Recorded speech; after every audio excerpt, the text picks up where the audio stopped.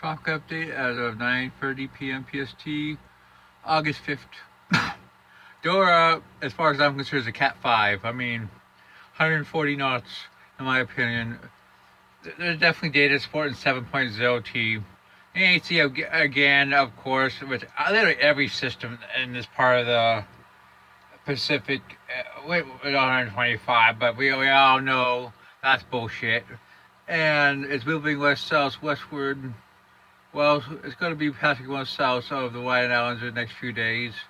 Conditions look favorable for it to remain a major hurricane over the next few days. Should be a threat to Hawaii. Here's the track for the NHC. And we think in probably 8 or 9 days it will get into the Western Pacific. The first system since Hector of 2018. The models forecast this. Pretty consistency. The intensity models weaken this system, but it should be a Cat free for probably another 72 hours before becoming a weaker hurricane throughout the next 5 to 7 days, most likely. And that's what we think right now with this system.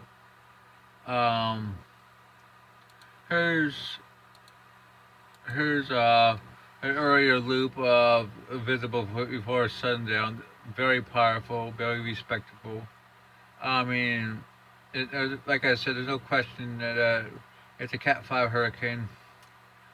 Next, we're going to look at Eugene, which is strengthening tonight up to 45 knots. Here's the LC, here's the Berkshire convection. And Eugene is forecast to go up to 55 knots in the next 24 hours before it weakens and becomes a depression or remnant low in about 60 hours. Should move northwest and then we curve into the Baja California as a remnant low. Here, potentially, but we'll see. California could have some moisture from this long term. Here's the models. Some of the models do show California or Baja California seeing some effects from the system. The intensity model show it getting up to 55 to 60 knots. I think it's possible. Yep. Here's the GFS at 12 hours, 24 hours, 996, 36 hours, started to weaken,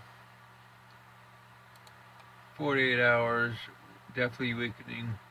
As for the rest of the Eastern Pacific, there's really nothing. It's kind of a disturbance right here we're going to be watching, but it's doubtful any formation happens. The